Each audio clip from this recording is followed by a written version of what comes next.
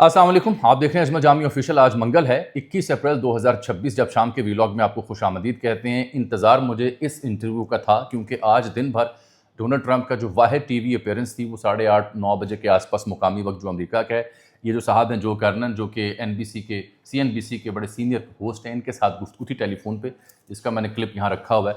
اس کا خلاصہ بھی بیان کرتے ہیں۔ اور کیا امریکی وفد پاکستان آ رہا ہے آج کی تاریخ میں؟ ایرانین کیا بدھ کو پہنچیں گے؟ اس حوالے سے جو مقامی میڈیا اور کئی ایک وائرز جو ہیں، نیوز ایجنسیاں، وہ جو شرلیاں چھوڑتی رہیں، وہ کیوں باؤنس ہوتے رہیں ان کی خبریں؟ اور اگر سیز فائر میں توسیع نہیں ہوتی، ایران نہیں آتا، تو اس صورت میں ٹرمپ نے آج کیا پلان دی ہے اسی انٹرویو میں؟ اور ایران نے رد عمل کے طور پر ایک سکیم جاری کی ہے کہ وہ اب کارروائیوں کو کیسے پھیلا کر پوری دنیا کی اکانومی چوک کر دیں گے۔ وہ بڑا خطرناک پلان ہے۔ صبح کے ویلاگ میں نے اس کا ہلکا ذکر کیا تھا، لیکن آج نقشے کے ساتھ تفصیل آپ کی خدمت میں رکھتا ہوں اور ایران کا سب سے بڑا تحفظ کیا وہ بیان کرتا ہوں۔ تو سب سے پہلے تو یہ جو صاحب ہیں CNBC کے جو کرنن، انہوں نے ٹیلی فون پہ بات کی تھی۔ آج ٹرمپ کا جو اسکیجول ہم نے دیکھا، وائٹ ہاؤس پول میں کچھ چیزیں پبلک ہو جاتی ہیں، تو اس کے ذریعے معلوم ہوا کہ دیگر جو ان کی مصروفیات ہیں اس میں ایک سب سے اہم یہ تھا، اس پہ پوری دنیا کی نظریں تھیں کہ یہاں سے طے ہوگا۔ اس نے جہاں زور، زبردستی، دھونس اور روایتی جو انداز ہے وہ برقرار رکھا، وہیں اس نے کچھ دو چار باتیں کام کی بھی کی۔ مثلاً یہ کہتا ہے کہ مجھے امید ہے کہ ہم بہترین ڈیل کرنے میں کامیاب ہو جائیں گے ایران کے ساتھ۔ سیز فائر میں نے توسیع نہیں کرنی کیونکہ اس سے پہلے ڈیل کے ساتھ یہ مسئلہ ختم ہو جائے گا۔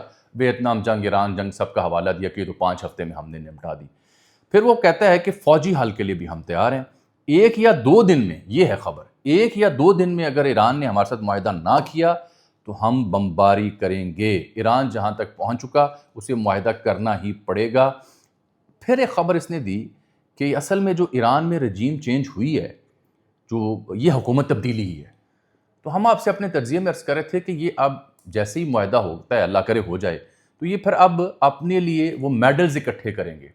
چاہے ایران جوہری ہتھیار نہیں بنائے گا، جو کہ وہ پہلے کہہ چکے ہیں، چاہے یہ ہو کہ جی ہم نے وہاں پہ حکومت تبدیل کر دی، حالانکہ تبدیلی کے بعد تو عوام کو سڑکوں پہ آنا چاہیے تھا، وہ تو حکومت کے ساتھ جڑ گئے۔ تو پبلک پوسچرنگ ضروری ہے۔ ان صاحب کا مسئلہ پتہ کیا ہے؟ نومبر میں مڈ ٹرم، گرتی ہوئی ساکھ، دنیا ساتھ چھوڑی ہے۔ نیٹو کو آج پھر رگڑا تھا کہ کاغذی شیر ہے، میرا ساتھ نہیں دیا انہوں نے۔ اور جہاں پہ اکانومی ہٹ ہو رہی ہے، ان کی بھی ہٹ ہو رہی ہے۔ سپریم کورٹ کے احکامات ہیں جس نے ٹیرف کے اوپر کام اڑایا ہوا، گورنمنٹ شٹ ڈاؤن ہے، 1 سے زائد مسائل ہیں، 21 جرنیل فارغ کر چکا ہے ان کا سیکرٹری جنگ جو ہے ابھی تک، اور اب تو FBI والا جو ہے کاش پٹیل، اس کی کہانی سامنے نکلنی ہے۔ اور پھر میں نے تو کل آپ کو بتایا تھا کہ جو ان کا سیکرٹری وار ہے، اس کی اور جو ملٹری سیکرٹری، اس کے بیچ بھی پھڈا ہے کہ دنیا بھر میں اتنی انگیجمنٹ فوج کی کر دی ہوئی ہے کہ فوجی سیکرٹری جو ہے، فوجی حکام جو ہیں، وہ تنگ آئے پڑے ہیں کہ یہ کیا پاگل پن ہے۔ ایک خبر اس نے دی کہ اس نے پوچھا نا کہ جی وہ جو آپ نے ویسل روکی ایران کی، توشکا نامی ٹینکر، تو وہ کیوں روکا؟ تو اس نے کہا جی اس میں چین سے کچھ تحائف جا رہے تھے ایران کے لیے، بڑے اچھے تحائف تھے، مراد اس کی یہ تھی کہ ساز و سامان اسلحہ جا رہا تھا، تو ہم نے وہ روکا ہے۔ مسئلہ یہ ہے کہ سیز فائر کے ہوتے ہوئے نیول بلاکڈ اس نے ختم نہیں کیا، اور اس بیچ میں ایرانین جہاز جو تھے ان کے اوپر کئی ایک بار کارروائی کی، اور ڈٹا رہا کہ ہم نے نیول بلاکڈ ختم نہیں کرنا۔ اس کا ماننا یہ ہے کہ ڈیل ہوگی تو نیول بلاکڈ ختم کروں گا۔ ایران کہتا ہے نیول بلاکڈ ختم کریں پھر ہم مذاکرات کے لیے بیٹھیں گے، اور جس طرح کی زبان و بیان یہ استعمال کر رہے ہیں وہ کسی بھی معاہدے یا سفارتی عمل کے لیے سب سے نقصان دہ ہے۔ یہ ہے ان صاحب کی گفتگو کا سارا خلاصہ۔ بمباری کا جو اس نے کہا، اس میں جنرل ڈین کین جو ان کا ہے، اس نے بھی ایک جگہ بات کی ہوئی ہے کہ ہم بالکل تیار ہیں کہ اگر مذاکرات کامیاب نہیں ہوتے۔ یہ براک ریوڈ جو ایکزیوس کا صحافی ہے، اسرائیلی وائٹ ہاؤس کا بڑا پہنچا ہوا صحافی، اس نے خبر دی تھی کہ chairman of the joint chief of general staff Dan Caine, we are ready to resume major combat operation against Iran in a moments notice. ایک نوٹس دیں اور ہم یہ کارروائی کرنے کو تیار ہوں گے۔ اب ایران کی پوزیشن جو ہے وہ بڑی دلچسپ ہے۔ ایران نے، میں نے صبح کو ویلاگ میں بھی ذکر کیا تھا لیکن آج ڈیٹیل بتاتا ہوں۔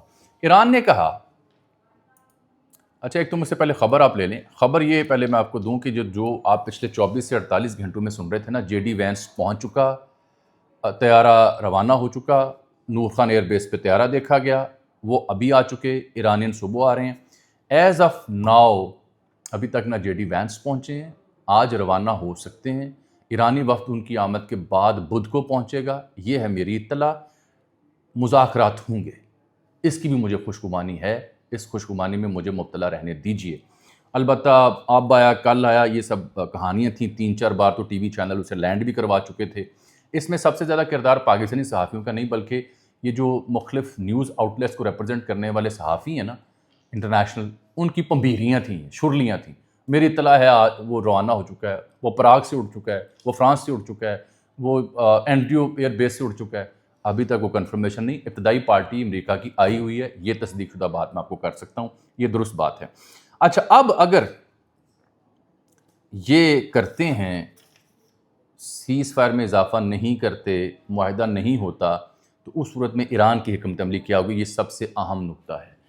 اس میں آپ سے عرض کی تھی پچھلے 1-2 ویلاگز میں کہ ایران نے اب اپنی اسٹریٹجی بدل کے ایک بات سمجھیں کہ ایرانین حکام، ایرانین عوام کا جو مزاج ہے، جو 6000 سالہ تہذیب پر وہ فخر لیتے ہیں، وہ کوئی وینزویلا، کیوبا یا کوئی عام ملک نہیں ہے. They got a legacy. جو ریزیلینس انہوں نے دی ہے اس کا مطلب یہ نہیں ہے کہ ٹرمپ زور زبردستی دھمکی سے سرنڈر کروا کے ان سے ڈیل کروا لے. نہیں صاحب، ایسا نہیں ہو سکتا. یہی وجہ ہے کہ وہ رد عمل میں اب زیادہ خوفناک منصوبہ دے رہے ہیں. مثلاً ینبو پائپ لائن ان سعودی عربیہ، جو مغرب میں ان کے واقع ہے، سب سے بڑی پائپ لائن ہے. Fujairah oil facility in U A E, اور حوثی کلوجر باب المندب کا. اس کا جب یہ 3 چیزیں اور ساتھ اسٹریٹ آف ہارمز اس کو جوڑیں چاروں کو، تو پوری دنیا کی جو آئل اینڈ گیس سپلائی ہے میجورٹی اس کی ہالٹ ہوتی ہے، پوری دنیا اس کی زد میں آتی ہے. وہ عرب ممالک جو جان چھڑا رہے ہیں ساری صورتحال سے، ان کے ہاں مزید بدبختی آئے گی. اسی لیے اب میں خبر بھی دے دوں، قطر بھی پاکستان کے ساتھ ایک دفاعی معاہدہ کرنے کا سوچ رہا ہے. اس جنگ کو ختم ہونے دیں، اسٹریٹجک ری الائنمنٹ ہوتی ہے آپ کو اس خطے میں دکھائی دے گی. اب یہ جو کہانی میں نے آپ کو بتائی ینبو والی اور ساتھ فجیرہ والی، اس کا میں اگر آپ کو نقشہ دکھا سکوں، آپ دیکھیں کہ پورا علاقہ پھر کیسے چوک ہوتا ہے. یہ اگر آپ دیکھیں سوئس کنال یہاں سے ایجپٹ سے نکل رہی ہے، اور یہ یہاں سے نکل کے یمن اور پھر باب المندب یہاں آ جاتا ہے. باب المندب پہ یمن میں بیٹھے جو حوثی ہیں ان کا اثر ہے. انہوں نے پہلے اس جنگ کے دوران میزائل، بیلسٹک میزائل اور راکٹ چلا کے مظاہرہ کیا ہوا تھا. صومالیہ لگتا ہے، ایتھوپیا، ایریٹریا، جبوتی وغیرہ لگتے ہیں.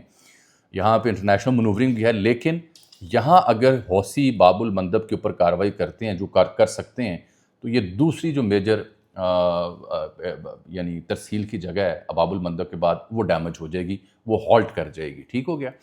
اور ساتھ یہ کہہ رہے ہیں کہ ہم پھر کریں گے جو معاملہ وہ ینبو پورٹ. یہ ینبو پورٹ بھی اگر آپ دیکھیں، کیونکہ یہ رہی اسٹریٹ آف ہارمز، یہ جسے ہم کہتے ہیں آبنہ ہرمز، یہ یہاں مسئلہ ہے.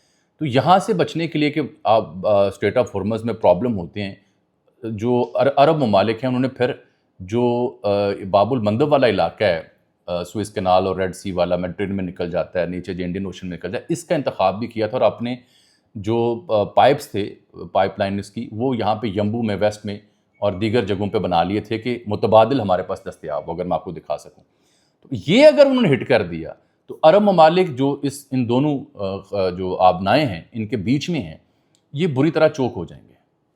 ان کی ترسیل جو ہے تیل کی یا گیس کی، وہ بری طرح چوک ہو جائے گی، اور ان کا سارا انحصار اس پہ ہے. تو اس سے آپ یہ ینبو کو اس لیے سمجھیں کہ یہ ویسٹ میں، یہ یہاں سے بہت 10% قریب میرا خیال ان کا نکلتا ہے دنیا بھر کے لیے، یہاں سے ڈیمیج ہو جائے گا. سو از دا کیس ود فجیرہ جو کہ یو ای میں ہے، اس کا معاملہ بھی گڑبڑ ہو جائے گا. اور دونوں اگر اسٹیٹس یہاں پہ چوک ہوتی ہیں تو ایران نے کہا پھر انج نہیں، پھر اسی انج کریں گے. تو ایران نے یہ بڑی کمال بات کر دی ہے یہاں پہ، انہوں نے اپنا لاہے عمل بیان کر دیا. اب میں اسی لیے کہہ رہا تھا جو قطر والی کہانی ہے نا، وہ مجھے لگ رہی ہے سنجیدہ. قطر یہ کہہ رہا ہے، اب یہ خبر میں نے آج دیکھی جو ڈیفنس سیکیورٹی ایشیا نے جاری کی ہے، اور یہ ری الائنمنٹ ہوگی. اور اب تو یو اے سے اندر سے بھی آوازیں آ رہی ہیں کہ ہمیں امریکی بیسز کو خالی کرنا چاہیے. یہ کہتے ہیں Qatar near strategic defence pact with nuclear arm Pakistan after Israeli strike signalling major Gulf security realignment. اس ری الائنمنٹ کی توقع ہے قطر بھی پاکستان کے ساتھ دفاعی معاہدہ کر سکتا ہے، جیسے کہ پہلے کیا سعودی عربیہ نے. اب ہیوی لاجسٹک موومنٹ کی خبر دے رہا ہے ماریو. یہ کہہ رہا ہے کہ کئی ایک جو امریکی طیارے ہیں، 14 U S air force C-17 Globe master جو ہیں، وہ ان دی ایئر ہیں یورپ میں، مڈل ایسٹ میں. اور سیریس کارگو جو یعنی اس کی جو سپلائی ہے وہ جاری ہے، یعنی تیاری بھی پیرلل یہاں پہ خدشے کی صورت میں پائی جا رہی ہے. ٹکر کارلسن کا میں ایک جملہ آپ کو بتا دوں، میگا کا میک امریکہ گریٹ اگین، اس کا بڑا یہ مؤثر آواز تھی، ٹرمپ کا حامی تھا، آج کل ناقد ہے.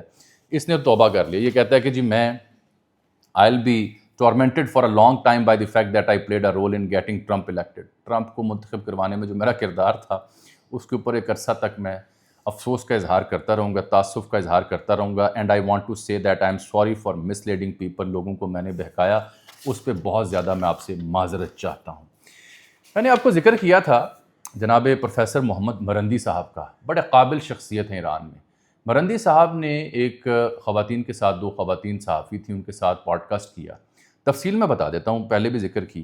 وہ کہتے ہیں کہ جب ہم واپس آ رہے تھے تو ہمیں یہ پوری اطلاع تھی کہ ہم پہ حملہ ہو سکتا ہے, اسرائیل ٹارگٹ کر سکتا ہے.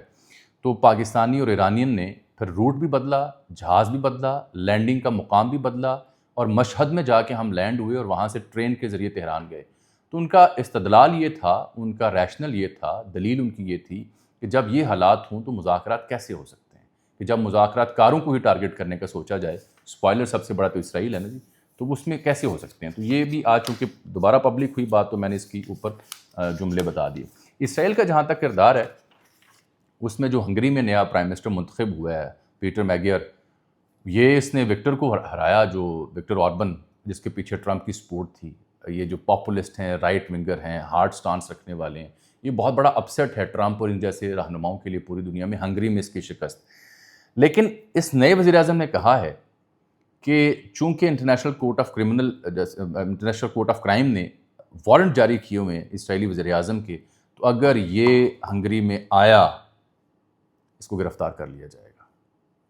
یہ ہے نئی بدلتی حقیقت کہ اب دنیا بھر کی وہ آوازیں, یورپین یا دیگر, جو کبھی ٹرمپ کے یا امریکہ کے پیچھے لبیک کہا کرتی تھیں, اب وہ اس صورتحال سے ان کو بھی اندازہ ہو رہا ہے کہ یہ تو زیادتی ہے, ظلم ہے, بربریت, اس کا ساتھ نہیں دے سکتے. تو اس نے کہا یہاں پہنچا گرفتار کر لیں گے. خیر, ساتھ باقی چیزیں تو ہوگی. اب ماضی کا قصہ, کیونکہ کس نے کیا خبر دی. پاکستانی حکام البتہ مسلسل رہے ہیں سفارتکاری میں مصروف, اور آپ دیکھ سکتے ہیں آج یہ گئے ہوئے تھے, ڈار صاحب سے ملا ہے ان کا جو چائنیز ایمبیسڈر ہے پاکستان میں, اور ان کو بھی آن بورڈ لیا. پچھلے 24 گھنٹوں میں یہ 2 بار ایرانین کے ساتھ بھی رابطہ کر چکے ہیں. میری اطلاع یہ ہے کہ پاکستانی عسکری حکام واشنگٹن ڈی سی اور تہران میں بھی رابطے میں ہیں. قطر اور سعودی عرب بھی آن بورڈ ہے. تو جو شام تک مجھے معلومات ملی وہ یہ کہ things are pretty much in the line, in full motion, اور آج امریکیوں کے آنے کی توقع اور کل ایرانین کے آنے کی توقع کا اظہار کیا جا رہا ہے. بصورت دیگر جو منظرنامہ ہوگا وہ میں آپ کو بیان کر چکا ہوں. گو کہ ایرانینز پبلکلی اس کو ڈینائی کرتے رہیں گے, کیونکہ پچھلی بار بھی 11th آور پر انہوں نے کہا کہ وہ پہنچ رہے ہیں, اور وجہ پروفیسر مرندی کا وہ تبصرہ جو میں نے بیان کیا ہے کہ دے کین بی ٹارگیٹڈ, اس سے بچنے کے لیے بھی یہ ایفرٹ ہو سکتی ہے. تو بہرکیف اس سی سو کے بیچ میں ایک خبر بھٹی صاحب کی میں نے دینی ہے. یہ بھٹی صاحب کا ٹویٹ میرا خیال ہے ہم نے رکھا ہوگا. بھٹی صاحب, ارشاد بھٹی صاحب کا ذکر میں کروں گا کیونکہ ان کے اوپر 2 ویلاگز میں ہم نے ذکر کیا ہے. بھٹی صاحب نے کہا ہے کہ مجھ سے محبت کرنے والے, مجھے دیکھنے سننے والے, مجھ سے بہتری کی امید رکھنے والے سب دوستوں کی دل آزاری اور قابل احترام فلم سٹار میرا صاحبہ سے معذرت. میرا ہمیشہ سے یہ ماننا ہے کہ ہر کوئی ہر لمحے سیکھ رہا ہوتا ہے, اور جب کچھ بے دہانی میں بھی غلط ہو جائے تو احساس ہونے کے بعد اس پر معذرت کر لینی چاہیے. اور ہاں, ان سب اپنوں کا شکریہ جنہوں نے مجھے یہ احساس دلایا. بھٹی صاحب دیکھیے, آپ کا بھی شکریہ, بے حد شکریہ. وجہ یہ ہے کہ آج کل کے دور میں ارشاد بھٹی صاحب لوگ معذرت خواہ نہیں ہوتے. لوگ غلطیوں پر بھی اڑ جاتے ہیں, اپنی فیم کی وجہ سے, ویوز کی وجہ سے اور اپنی ساکھ کی وجہ سے لوگ اڑ جاتے ہیں کہ نہیں میرا کان چٹا ہے.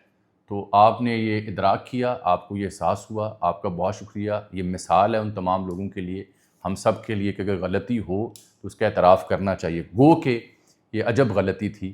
اس میں لوگوں نے یہ تھیوری بھی دی کہ یہ سب سیٹنگ تھی میرا کی اور بھٹی صاحب کی, جس میں یہ گفتگو ہر حال میں کی جانی تھی. میرا کو پیسے دیے گئے کہ آپ ہماری پوڈ کاسٹ میں, ساتھ آپ کی فلم کی تشہیر ہو جائے گی. لیکن میں یہ بات مان لیتا اگر پہلا سوال سعود والا نہ ہوتا.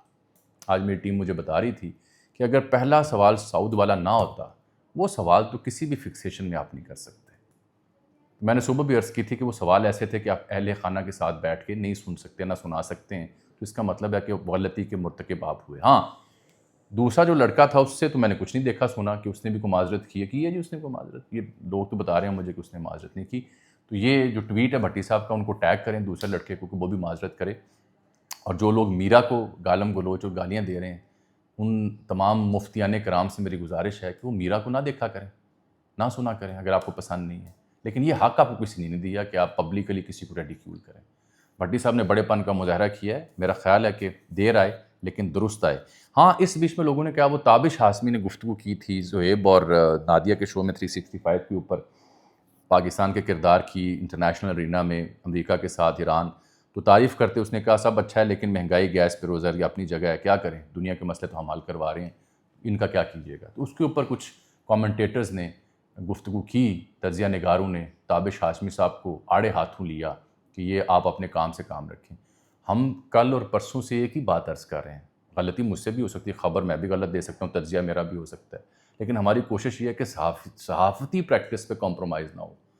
اسی لیے آپ نے دیکھا ہوگا میں اکثر لفظ مبینہ بھی استعمال کرتا ہوں، میں یہ بھی کہتا ہوں کہ ایک ذریعے نے یہ بتایا، دوسرے نے یہ بتایا، یہی کام ہے صحافی کا، پارٹی بننا کام نہیں ہے۔ تو اگر بھٹی صاحب کے اوپر ہم نے 2 ویلاگ لگائے تو یہاں جو لوگ تابش ہاشمی کی اس تنقید کو آڑے ہاتھوں لے رہے ہیں وہ بھی غلط کر رہے ہیں۔ سیاسی معاملات پر تو سہیل احمد صاحب بھی بول رہے ہیں، سیاسی معاملات پہ تو گلوکار بھی ہے جس نے پارٹی بنائی ہوئی ہے وہ بھی بولتا ہے، تو ان کو بھی روکیں پھر۔ تابش ہاشمی پاکستان کا شہری ہے، تابش ہاشمی ایک کامیڈین ہے، پڑھا لکھا شخص ہے، ایک ذی شعور انسان ہے، اس کو بھی حق ہے کہ وہ سیاسی رائے کا اظہار کرے، کیوں نہ کرے؟ کیا جمہوری ملک نہیں ہے؟ تو تابش ہاشمی ایسے اگر گیس، بجلی اور پانی کے اوپر کوئی جملہ پیش کر رہا ہے تو اس کے اوپر تجزیہ نگار کیوں چڑھ دوڑے ہیں؟ ہماری تو عرضی یہ ہے کہ معیار ایک سے رکھیں، چاہے وہ میرا کے معاملات میں ہوں، خان صاحب کے اہل خانہ یا بہنوں کے معاملات میں ہوں، میاں نواز شریف صاحب یا ان کے اہل خانہ کے معاملات میں ہوں، بے نظیر بھٹو شہید یا ان کی صاحبزادیوں کے معاملات پر ہوں۔ ہمارے یہاں آپ ایسا گان نہیں دیکھیں گے، نہ ایسا انشاءاللہ کریں گے آپ کی دعا سے۔ بات تنقید ہوتی ہے کسی اختلاف کی بنیاد پہ، تنقید ہوتی ہے کسی جواز کی بنیاد پہ۔ خواہ مخواہ پارٹی گری، خواہ مخواہ آپ کسی کے ترجمان بن جائیں، مرضی کا سچ اور جھوٹ پھیلانا شروع کر دیں اور ویوز کی ریٹنگ لینے کے لیے آپ کسی حد تک بھی چلے جائیں۔